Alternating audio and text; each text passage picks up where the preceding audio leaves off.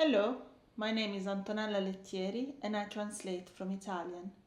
Today I'm going to be reading an excerpt from my translation of The Duke by Matteo Melchiorre, published by Foundry Editions in 2025. The Duke is a compelling 21st century novel about privilege, family and history, told in the tradition of a 19th century epic.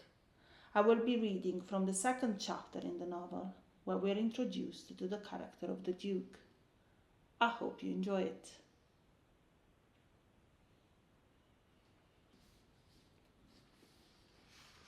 I had been living up here in Vallorgàna for 10 years now, alone, in my ancestors' house, spending the best part of my days engrossed in the kinds of occupations which a fairly substantial estate always requires.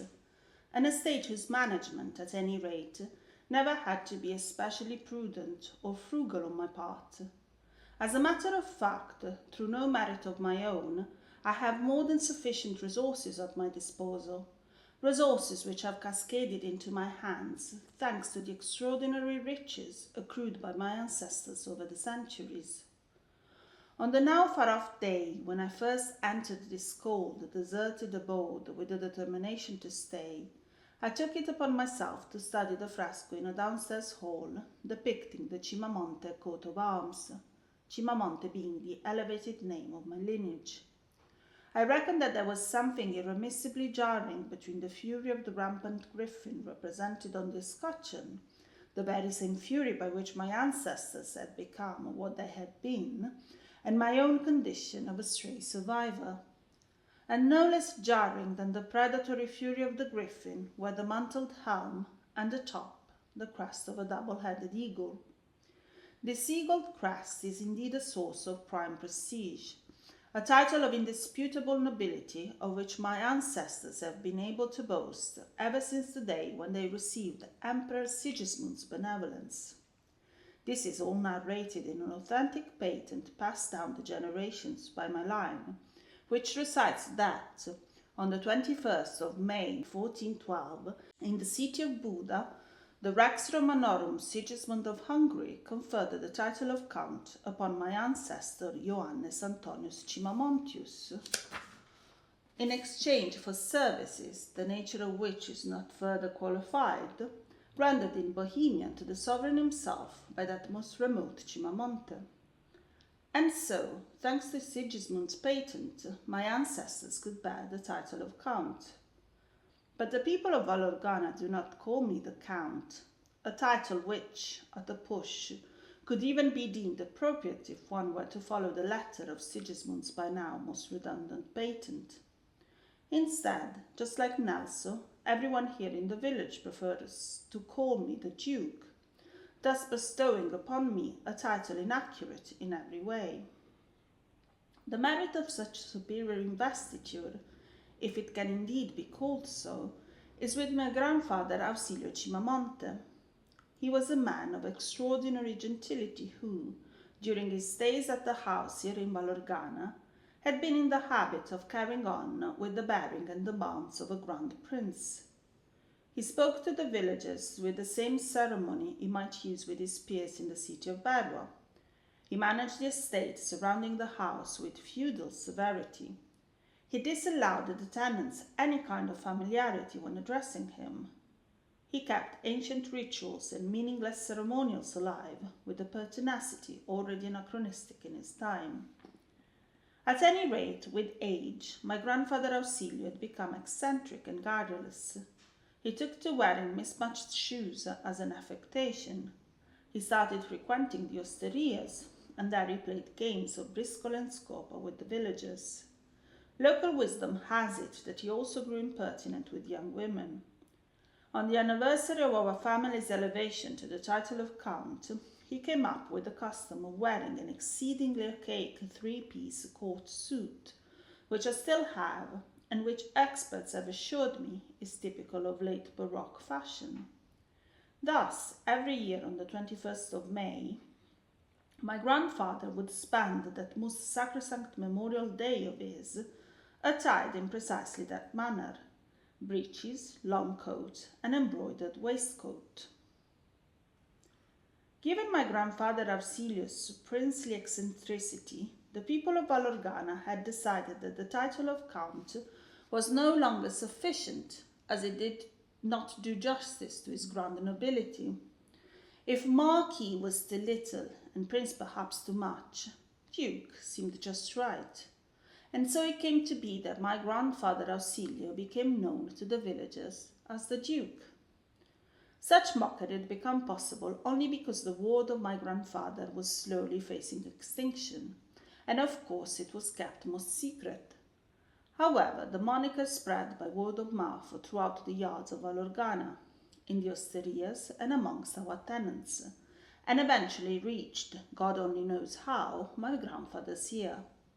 Upon hearing it, he severed all his relations with the villagers, and further still wrote to the Curia, invoking certain articles of canon law which gave him license to relinquish his right of patronage over the altar of San Pietro in the church, thus cancelling at a stroke his yearly donation to the parish itself.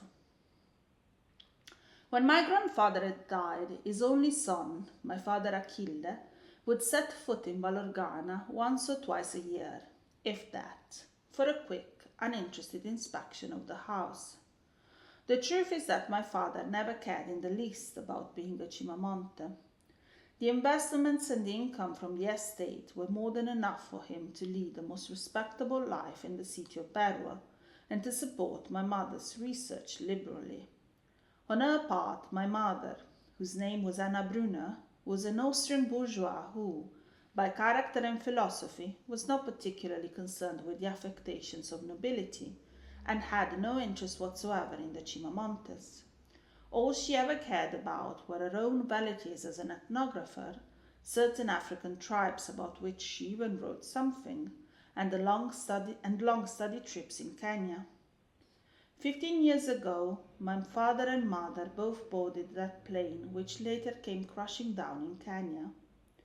As the last of the Cimamontes in the direct mail line, I found myself in the position of becoming, aged not even 25, the master of a more than sizable inheritance and the lord of a line close to drying up. I was young. I did not know how to find my bearings, and so, as is often the case with the indecisive, I resolved to test my mettle by forcing myself to make a clean break. Firstly, I chose to get rid of Palazzo Cimamonte, our city residence in Barua. I sold that magnificent, sumptuous, enormous, yet oppressing and ungovernable abode for an extraordinary sum. My only scruple was to keep a small pied-à-terre in it. Then I carried out the rest of my plan. I left Barua and settled up here, at the foot of the mountain, in my ancestor's house, which had been completely uninhabited for over 30 years. I deemed it the ideal place to remain as if in suspension, and slowly let myself fall in with the many everyday occupations required by the land and the house itself. I had no other plan than to wake up every morning and do what needed doing, day after day. I got my estate back in hand.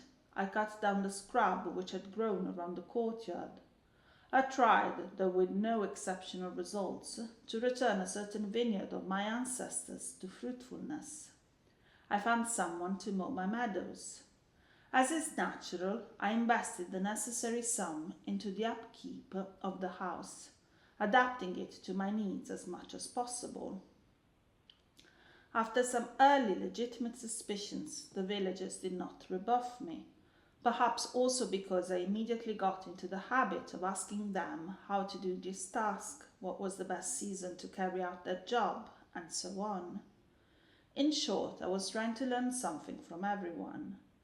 When one day, perhaps a year after my arrival, someone remarked that my hands were now all scratched up and my nails hardened, I finally felt like I belonged here.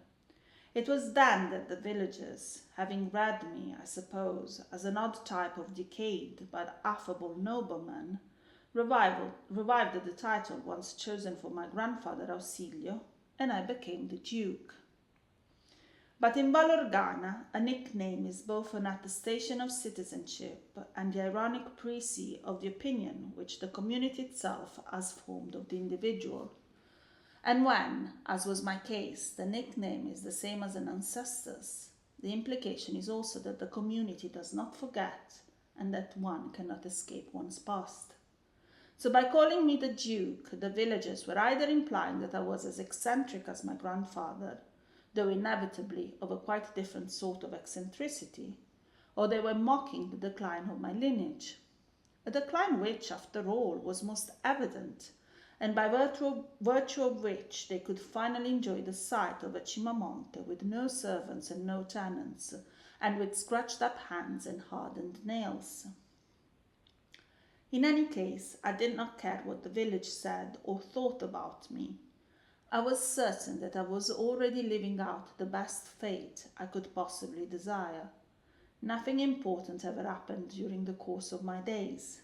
Nothing complex ever perplexed my gaze. No exception to my routine. No decision blocking my way. I lived in the best condition to which a man of my nature could aspire. The perfect, ideal condition. But now, on an afternoon like any other, Nelson Tabiona had come to rap on my window pane to tell me that, up in the mountain, in my woods, I had been had.